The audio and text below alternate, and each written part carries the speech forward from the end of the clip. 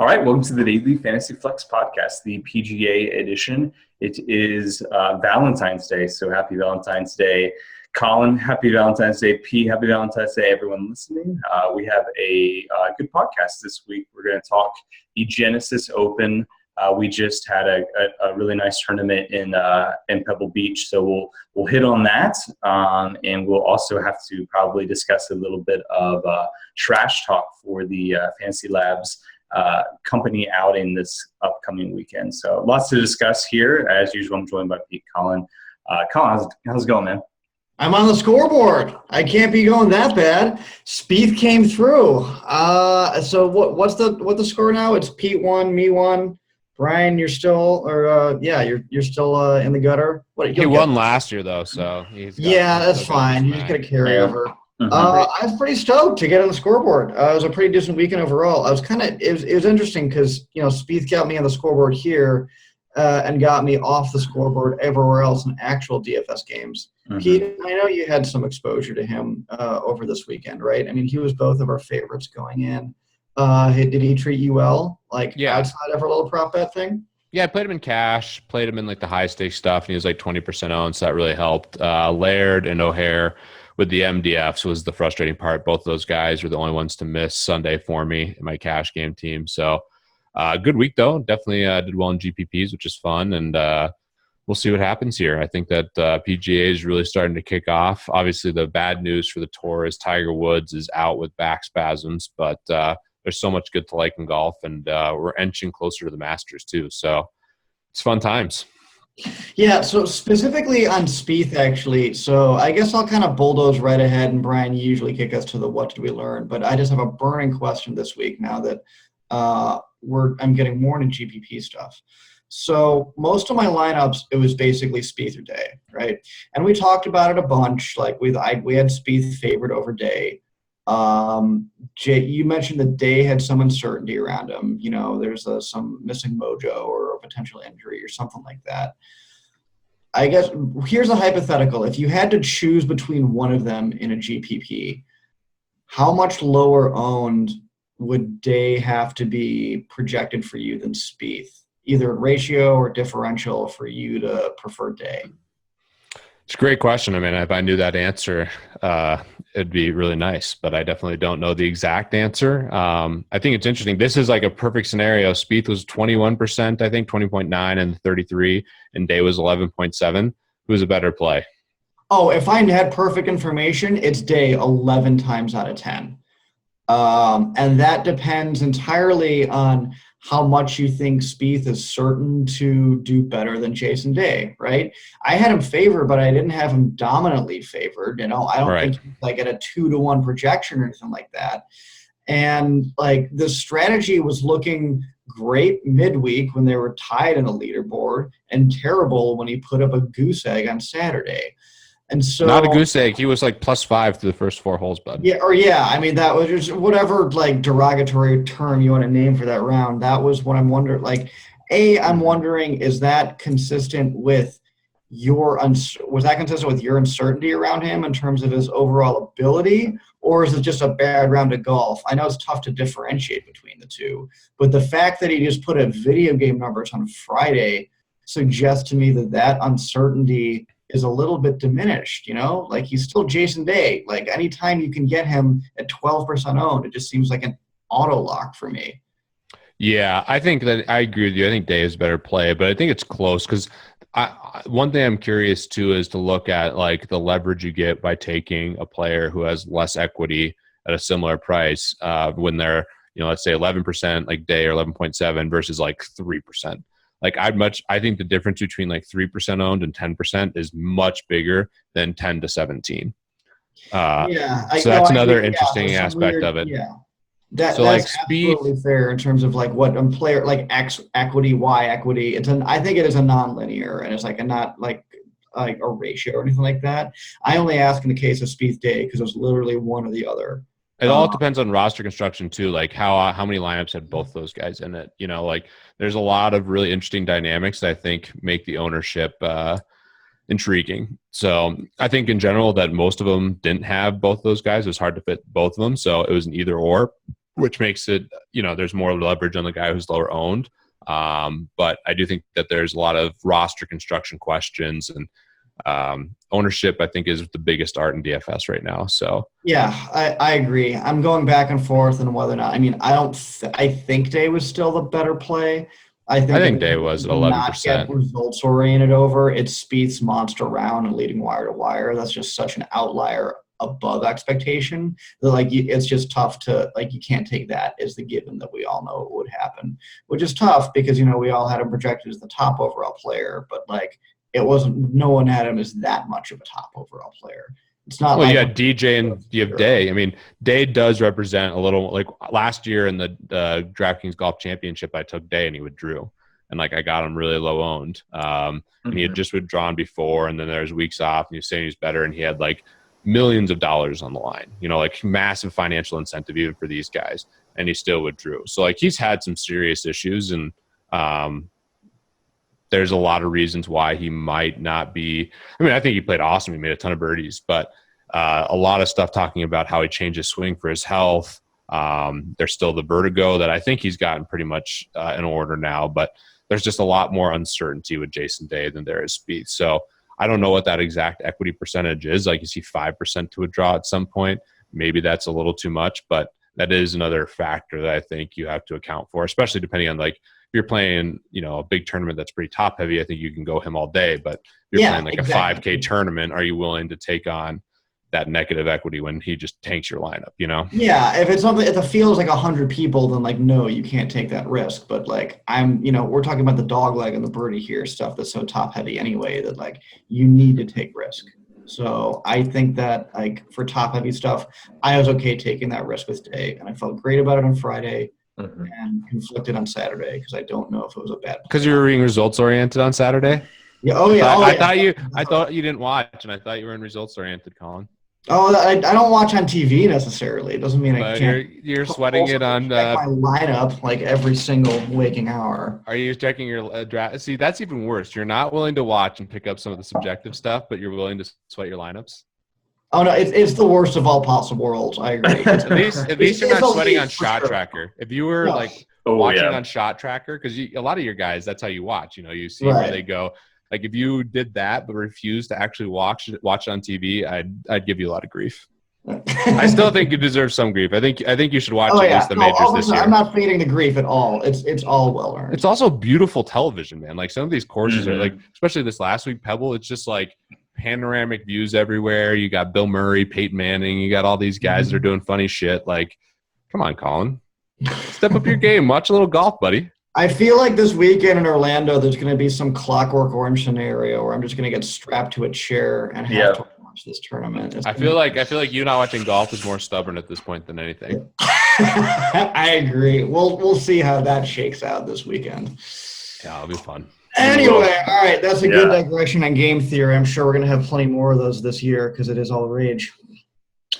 Absolutely. Yeah. No, it's a good conversation. And I think there's probably more we could discuss in what did we learn last week in relation to, Spieth's play versus Day. And, I'm sure that you want to atone for Martin Laird's performance. So we'll get into that. But these guys are playing this week. So we'll get into them when we break down our players. But let's just give some quick information on the course. And Colin, I'll kick to you in just 1 second to sort of break down what the course is and who typically performs well here. Again, this is the Genesis Open. Used to be the LA Open. It's at Riviera Country Club. And of note, Bubba Watson has been sort of the guy who's dominated lately. He's won 2 out of the last 3 years. But there have been some notable names who have performed well.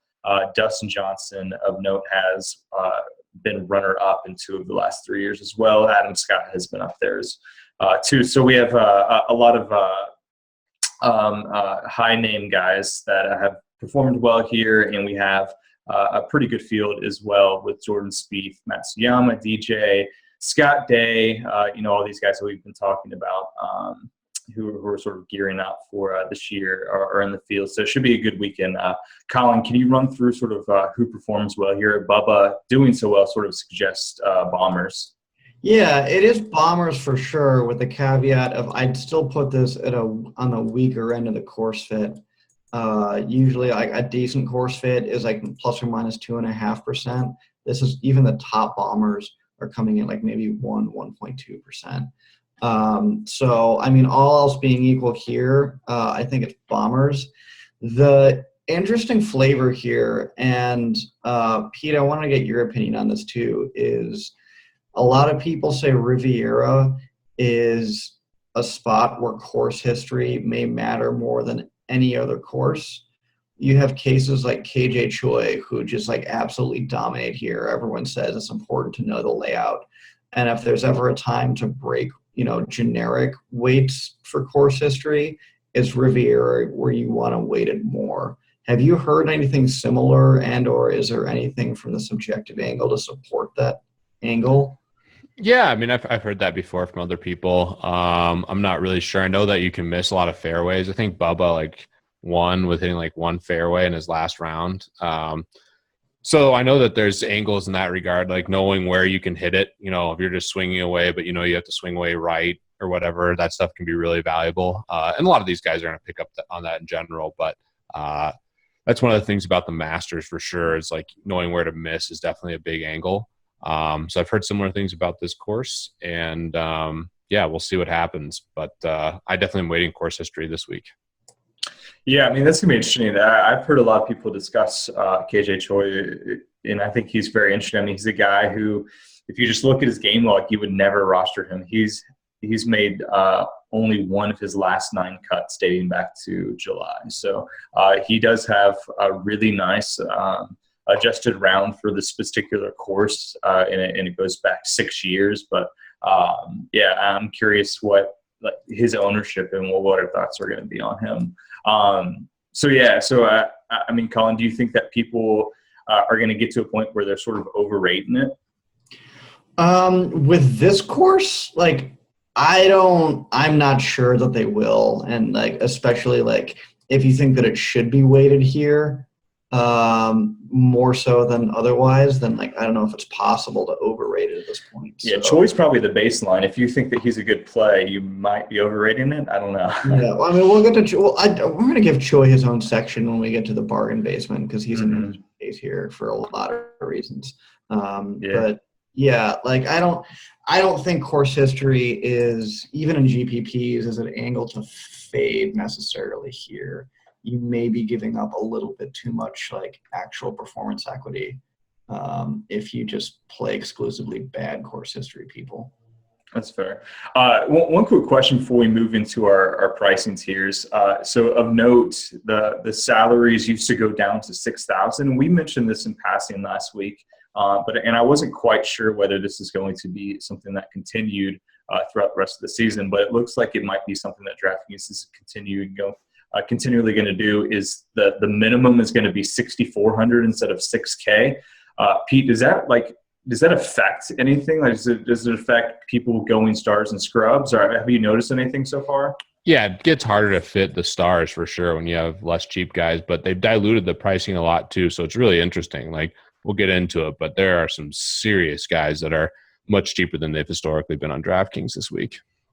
Yeah, and I think I'm actually in favor of the new pricing, because like I think like basically stars and scrubs, as far as like picking top heavy guys and sprinkling the infield with lottery tickets, was almost too predictable a way to win in too many other formats.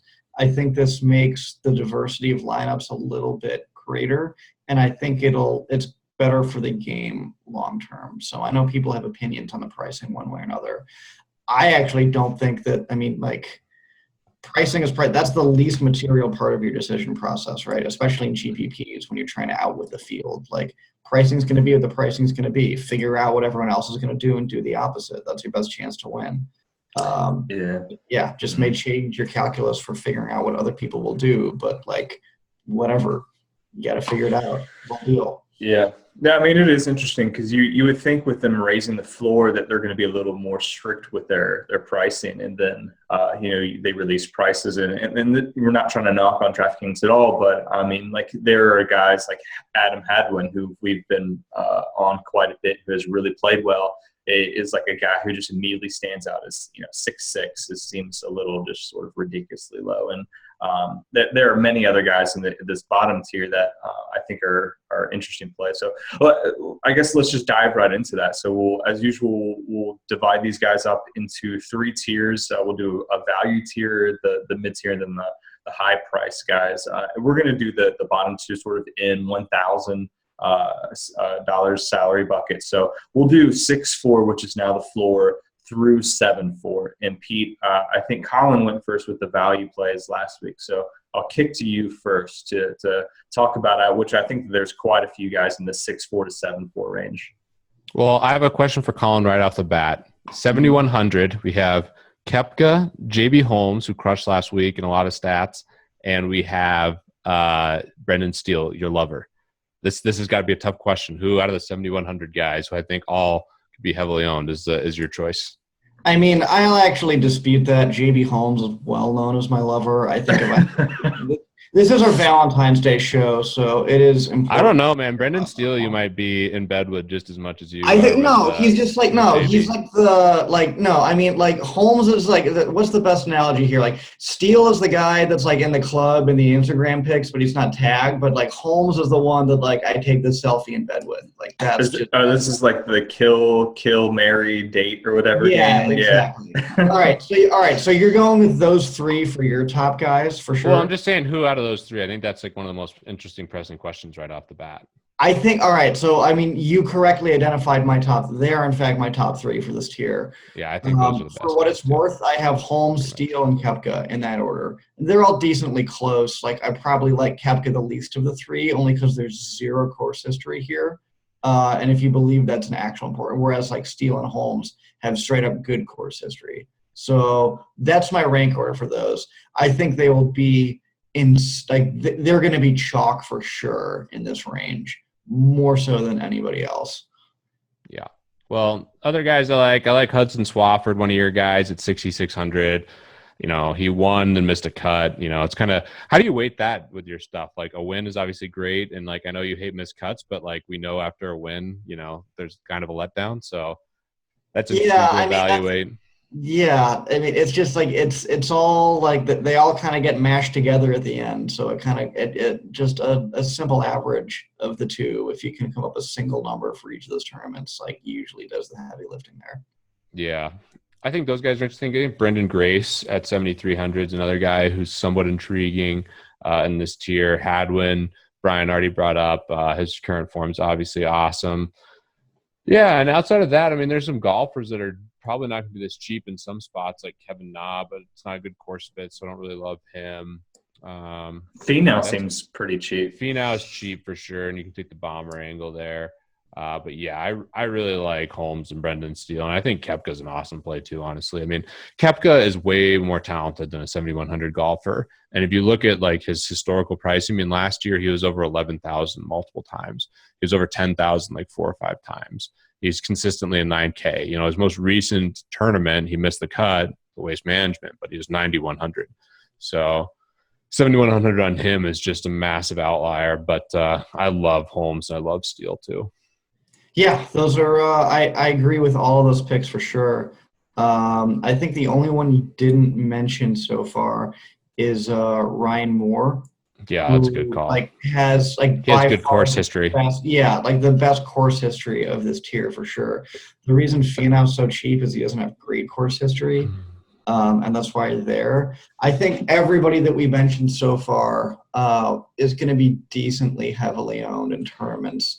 If I want to get my favorite kind of value, like low ownership and still decent value of this tier, is probably the one of my usual stable that I haven't mentioned yet, Harris English.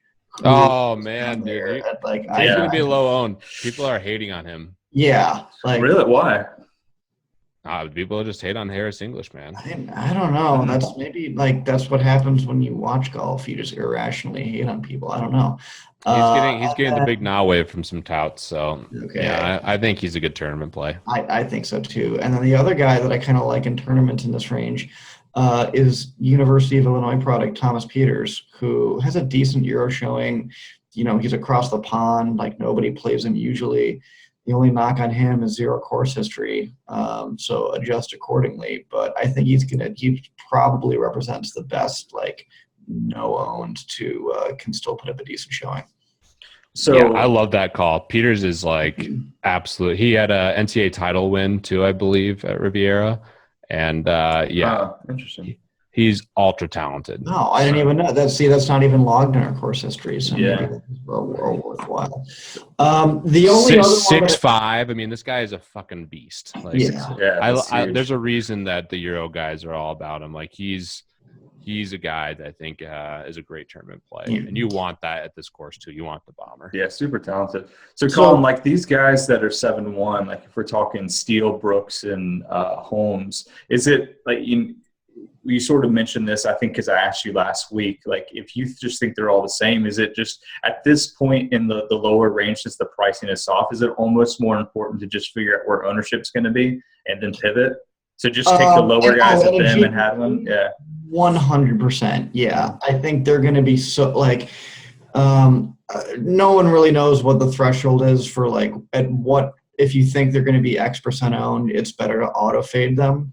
But, like, I'm fine, frankly, auto fading all of these three, even though they do represent the best values. I think they're just going to be so owned between, like, them getting recommended everywhere and just people, like, keying in, like, and especially since, like, once the floor of this stuff, of the prices gets raised, I think you're going to see a lot more combinations of, like, low sevens. And I think people are going to flock to exactly this trio disproportionately.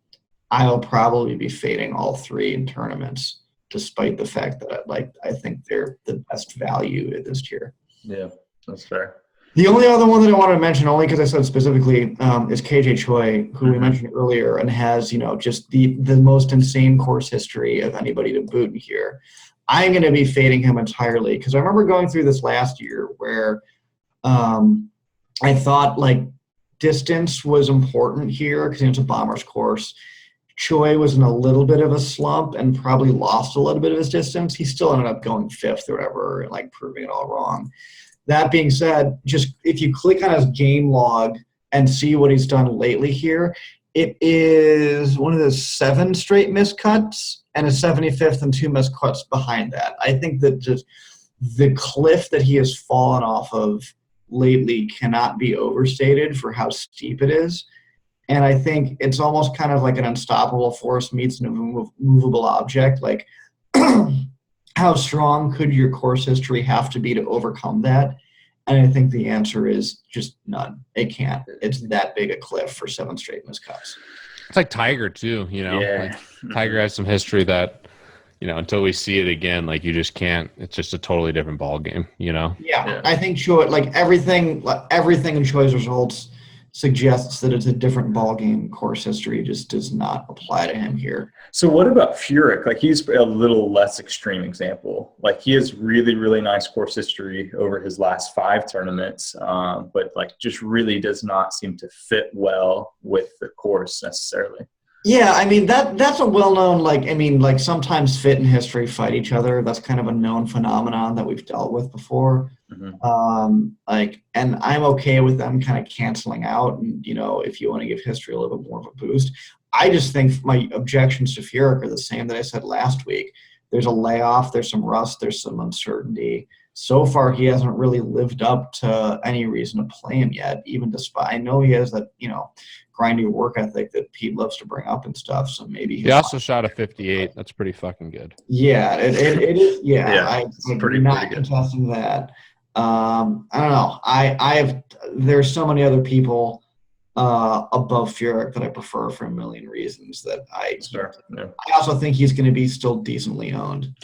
Probably for that reason, yeah. Interestingly, of the guys that have played here, at least like 3 or 4 times, so a pretty decent sample of playing at this course. The guy who's below Choi as far as playing well here is Ryan Moore. So that was a guy that we talked about who might be a little bit lower owned than the guys right below him. So it might be a good pivot for that reason as well. I think Ryan Moore is going to be still decently owned, actually. Yeah, I do too. What about compared to those guys right below them? Oh no, lower for sure. Yeah. Okay. Gotcha. I think there are stronger pivots though if you want to go off of ownership. Pete, who's the chalkiest guy in this lower range? Probably Koepka. Yeah, just talent. I mean, Koepka just looks like it's just like a sore thumb, stands out like a sore thumb. But he did just miss a cut, so maybe that's the case. I'm with Colin though. I like Holmes a lot this week, and the thing is, I'm not going to fade them as much as Colin is in tournaments, and I might be wrong on that, but like I'm not going to go heavily overweight like I used to do, which I actually think in the past ownership was still obviously super important, but it was a little more spread out. Now it's consolidating a little bit more as the market gets more efficient. So maybe it's not correct, but I still am going to have a little bit of exposure to them just because I think their equity is so high. And I think there's still merit too if you can make a lineup that has a lot of EV still with some really strong pivots.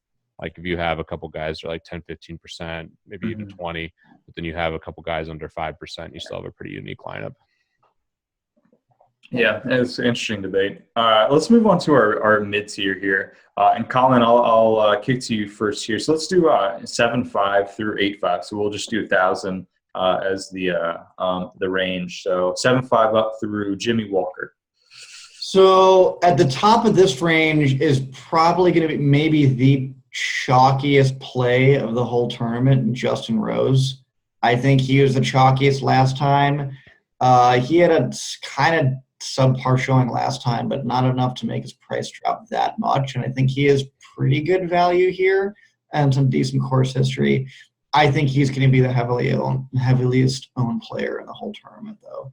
Outside of that, the next guy up that I think they'll do well is Phil Mickelson, but is kind of suffering from the same syndrome of subpar showing last time, super cheap at this range. I think his ownership is going to be high enough that I don't like it. I don't think there's a whole lot of value here that gets me excited as much as the other tier was. The only other ownership plays I love here are probably Keegan Bradley and Martin Laird, who I think people will be off of them. I think people are off of Keegan in general. Keegan has really good course history here, as much as we love to knock, the fact that he can't putt. The other thing that we have not brought up yet too is, if we think his putting is an issue, it is going to rain a ton on Friday. I don't know if they're going to be able to get around it on Friday. And I don't know, because I don't think we brought up that weather hasn't really been an issue for anything we've played yet so far this year. And I am really going to have to wait until the last minute to see, if I think they're going to try to start anything in the Friday AM, I think there's a huge edge to waiting until that Friday PM crowd is going to play on a rain-soaked green the next day. So, yeah, this is basically my GPP range. Bradley and Laird are the only plays that I get really excited about. Everything else has either too little value or too high ownership. Your lover, Charlie Howell III, Chucky Three Sticks, I thought you'd bring up, but so he is a weird case. So I thought you were. I was pretty surprised. Movable object because his overall level is great, and he has the worst course history in the field, by far. So I don't know. That's I think people will still fall into that price trap. And they're going to own him no matter what. But even though his history here in our 5-year window, I bet he's not that owned. 61 or 75. I just I think between the nexus of value versus ownership, I don't get excited over it. I don't think he'll be that heavily owned, but I don't know if I love him. I'm not sure if I like him.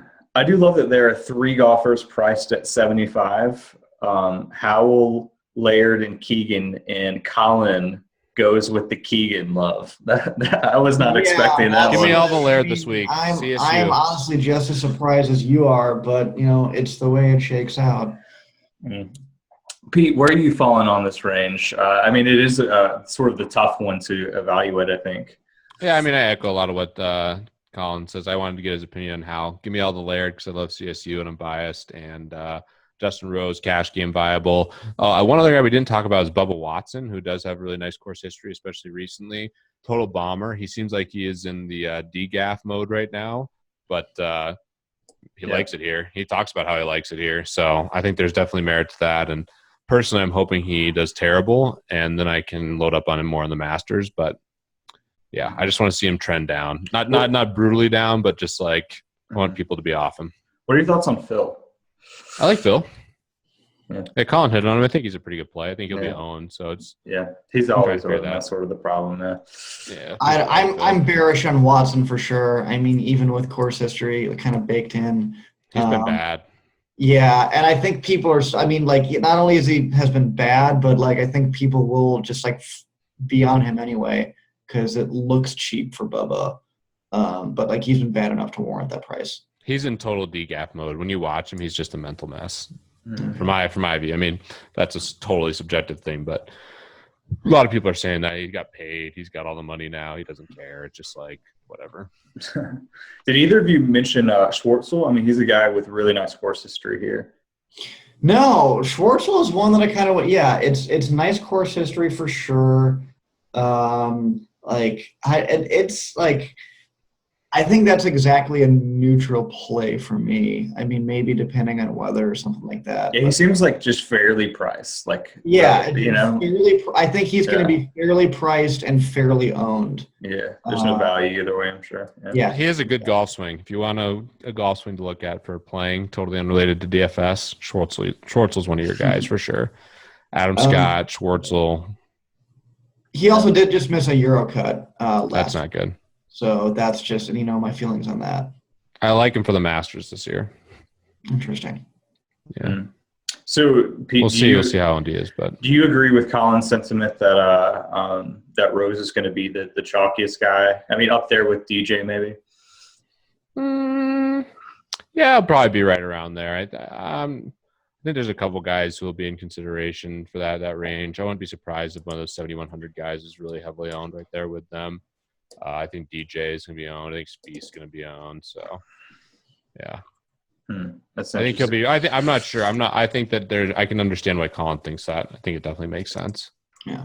So, who's our favorite pivot in like that range? Like 8-4 is Rose. Bubba Watson's 8-3. Like is like who's even like a good pivot like within like decent where you could just move your lineup around. I mean, Schwartzel is close.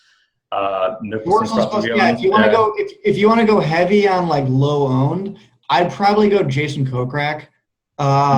It's decent course history to kind of fit it, and I think nobody's going to be on him. It's not great value, but like if you just need someone absolutely low owned to balance out your chalk, who can bomb it?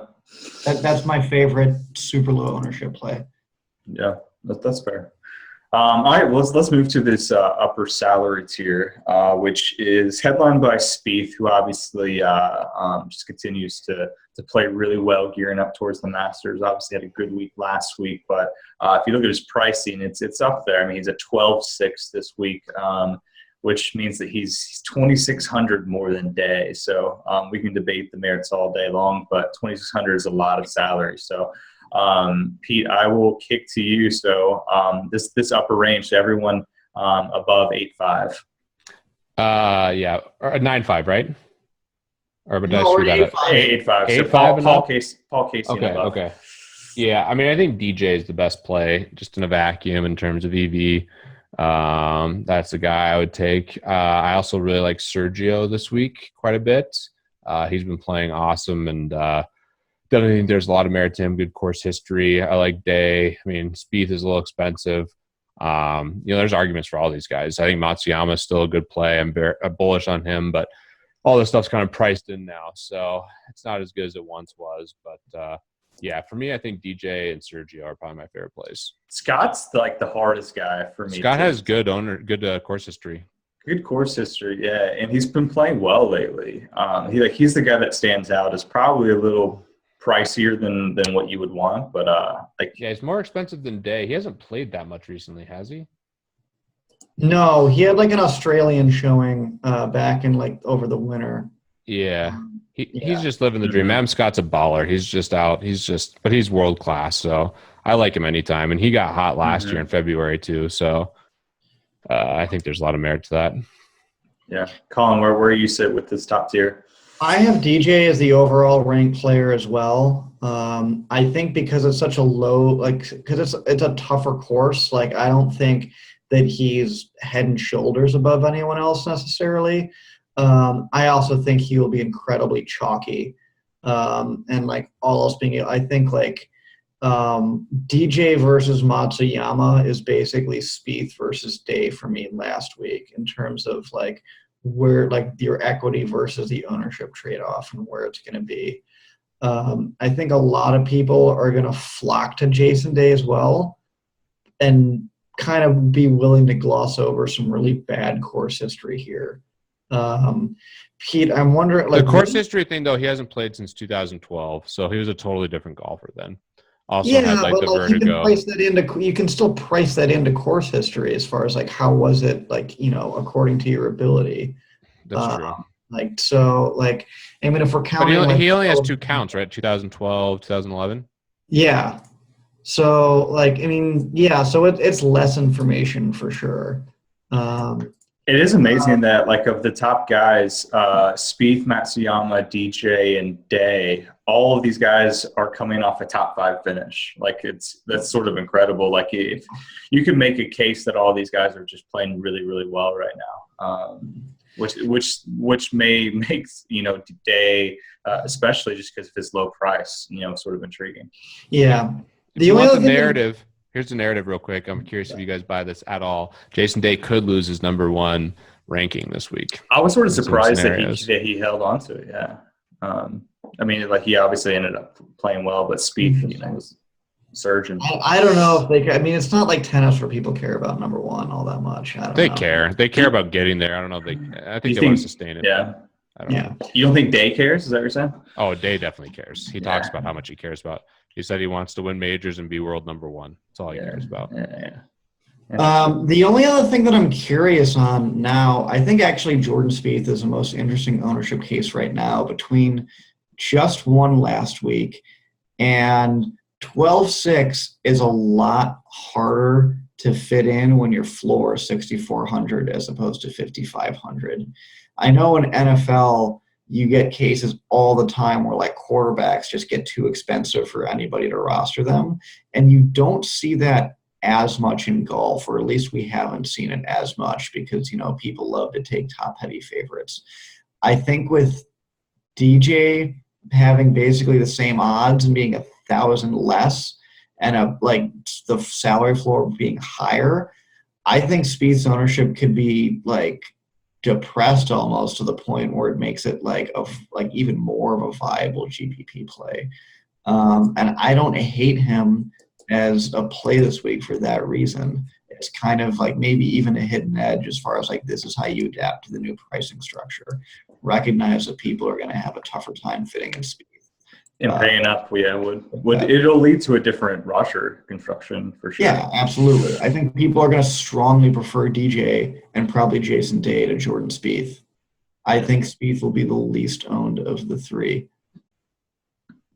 Yeah, I would probably lean that way. Pete, you have any opposition to that? I think that's well said, and I think that makes sense. Yeah. Pete, is the shine off Justin Thomas? He was always going to have to come back down to earth, and he missed the cut at the Phoenix Open after those back-to-back wins. 9-6 might be a little pricey compared to some of these other guys, but I love him in tournaments. I'm going to have a lot of him. I like Sergio a lot too, so pretty high on both those guys. I think they're really good tournament options. Fair enough. For equity, though, I think that you have to take different guys. Yeah, I think Sergio is going to be super chalky too. Like, if I had to do my top 3, it would probably be like DJ, Sergio, and actually I don't know because those 7,100 guys. Like, and then you're talking about Justin Rosebud. Yeah, it's going to be the chalk. I think DJ is more heavily owned than Justin Rose. I think. You think so? I think it's going to be pretty close. All right, like that's. If you spotted me like 5%, I'd auto take it. If you spotted me like 3%, I'd think about it. Okay. Yeah, that's kind of where I'm at. But I think it's very reasonable that he could be very more heavily owned. I don't have a ton of conviction. I think DJ will be the highest. Yeah, I agree. Yeah, it'll be up there. All right, you guys want to make some picks, or you want to give any last thoughts there? Yeah, let's do it. All right. Colin was first last time. Who did I go second or third? You went third. I'll take third. So you go first now, Brian. I go second. Is that how we'll do it? Yeah. That's fine. I'll go DJ. All right, give me Spieth. Yeah. All right, and that leaves. Matsuyama or Day or whoever. It's Matsuyama for sure. I'm excited to pick him for once. And I know. I wanted Matsuyama. I would have liked to go third. Who are you taking? What price are we going under? 9. 9. Yeah, 9. Yeah. Only because I'm going to fade him otherwise. This is my one chance to have him in any format. I'll go Rose. Fair. All right, Pete, where are you leaning? Yeah, sorry. This is tough, man. There's a lot of guys right here that are pretty nice.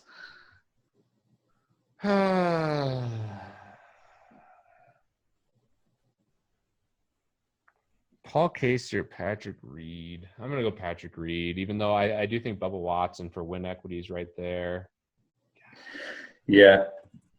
Snedeker is give me up there. Bubba. Give me Bubba. Win only. Screw it. Give me Bubba. No, you know what? That works out. Only because it's win only. I think he's going to miss the cut a lot. But that was a very DJAF pick for a DJAF golfer. Like that year, that's on brand. Yeah. No, and that works out because Reed was the guy that I wanted, so I'll just slide in there and snipe that. Ryan's playing 11-dimensional chess over there. That's fine. That's right. Give me the Bubba. All right. Sounds good. Well, we've actually picked 2 winners. I mean, it's not. I mean, we had Matsuyama and Spieth. It's not like we can't tout that at all. It's too shameful. Yeah. No, the all-important winner this week is going to be who's going to be the winner on the golf course. I mean, that's the when we're in Orlando. Do you guys have indexes? Do you guys know your actual index? I'm terrible. I'm just going to say I'm at 100, and then we'll price it accordingly. Lots of strokes on my end as well. Okay. Yeah. So we'll have to handicap it and see where we're at. It'll be fun nonetheless. Yeah. Awesome. I will. For sure. Yeah, no, it'll be a good time. We have a lot of stuff. I'm sure that you guys have heard Pete and Bales and Levitan just talk trash over the last couple months about all of their stuff. So, Pete, are you ready for this? I'm drawing dead in some, and my shooting's gotten a little worse. Racquetball, I feel pretty good about. Bench press, we'll see. What have you been practicing the most? The racquetball? Basketball and bench. And I was shooting, I was a lock. Like the first 5 times I did it, I had to shoot over 60%. I was had tons of margin, was shooting 65 to 70%. Mm-hmm. And I've been lifting chest so much and all this stuff. And for whatever reason, my shooting's been really bad the last 2 times, under 60% in 2 consecutive practice sessions. So tonight I shot a lot better. I just played a bunch of horse and wasn't trying to think too much. So we'll see what happens. Yeah, all of these affect each other. Yeah, if you go too hard on one. Levitan's got the box jumps, the mile, the bench, the pull-ups. I mean, he's got the most going on for sure, plus racquetball. He's bringing a lot of confidence, so I will give it to Levitan.